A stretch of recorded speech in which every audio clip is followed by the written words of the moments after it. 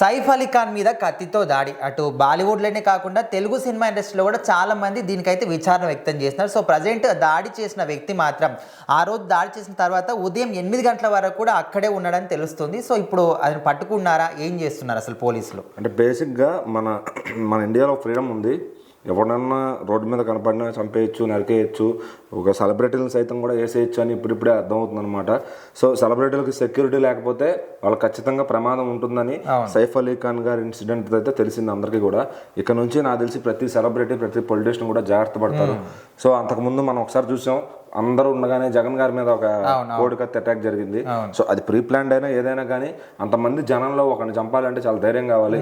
So మరి ఇక్కడ సైఫ్ అలీ ఖాన్ గారి విషయంలో మటుకు ఎవరు లేని టైం చూసి మరి అది వాళ్ళు ప్లాన్ చేశారా లేదంటే నిజంగానే ఎవరు లేకుండా ఉన్నారా తెలియదు, కానీ ఆ టైంలో వెళ్ళి ఎవరైతే హంతకుడు ఉన్నారో అతను వెళ్ళి ఆయన పొడవడం జరిగింది. చాలా ఇన్స్టెంట్గా ఆయన్ని ఆటోలో హాస్పిటల్ తీసుకెళ్ళడం అంతా చక్కా జరిగిపోయింది. అదంతా బయటకు తెలిసేసరికి ఇంకా లేట్ అయిపోయింది జనాలు.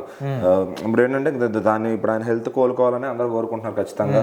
సో ఆయన పెండింగ్ మూవీస్ అన్నీ కూడా రావాలని నిర్మాతలు కూడా వాళ్ళు వెయిట్ చేస్తున్నారు. అవసరమైతే they will sponsor for him. ఎందుకంటే అతను యాక్టర్గా తిరిగి రావాలి, మళ్ళీ షూట్లోకి రావాలంటే వాళ్ళు బెడ్ రెస్ట్ తీసుకుంటారు మళ్ళీ ఖచ్చితంగా. ఇది ఒక 2-3 డేస్లో ట్రీట్మెంట్ అయితే పూర్తి చేసుకుని బెడ్ రెస్ట్ ఇస్తారంట ఖచ్చితంగా. సో మరి అది ఏం జరుగుతుంది, దాని వెనకమాల అసలు ఎందుకు చేశాడు, అతను ఎందుకు ఇంకా పోలీసులు ఏం చేయకుండా వదిలేశారు అతను ఆల్రెడీ చేసిన తర్వాత రోజు మార్నింగ్ కూడా అదే ఊళ్ళో అదే బాంద్రాలో ఉండి అక్కడే నీట్గా స్నానం చేసి మంచి కొత్త బట్టలు వేసుకుని మరీ తిరిగాడంట అదే ఏరియాలో. అంటే ఏం పీక్కుంటారో ఒక పోలీసులకు హెచ్చరిక ఇచ్చినట్టు.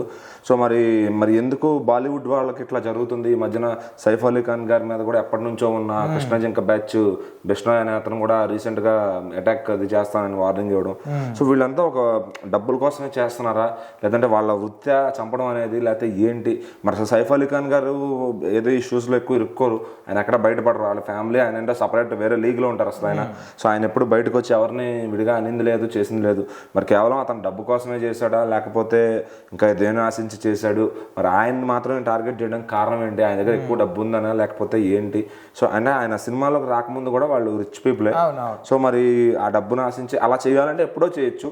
సో ఒక పర్టికులర్ టైంలో ఇప్పుడు చేయడానికి ఏంటి కారణం? ఆ సెక్యూరిటీ మొత్తం లేకపోవడం కనుక ఏంటి అసలు? ఎవరన్నా దానికి వాళ్ళని పేమెంట్ ఇచ్చి పక్కకు తప్పించారా? సో సైఫ్ అలీ ఖాన్ గారిని టార్గెట్ చేసింది ఎవరు?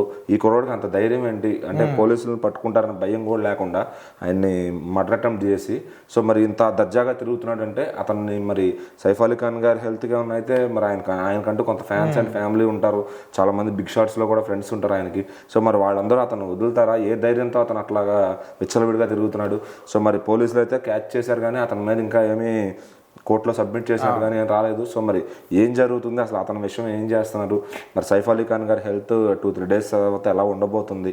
సో మరి ఆయన సెట్ అయ్యి మళ్ళీ యథావిధిగా షూటింగ్కి వస్తారా రారా? ఇన్ని క్వశ్చన్స్ అయితే ఉన్నాయన్నమాట. సో మరి అతను అసలు ఎవరు, అతని బ్యాక్గ్రౌండ్ ఏంటి, అదంతా పోలీసులే బయటపెట్టాల్సి ఉంది ఖచ్చితంగా.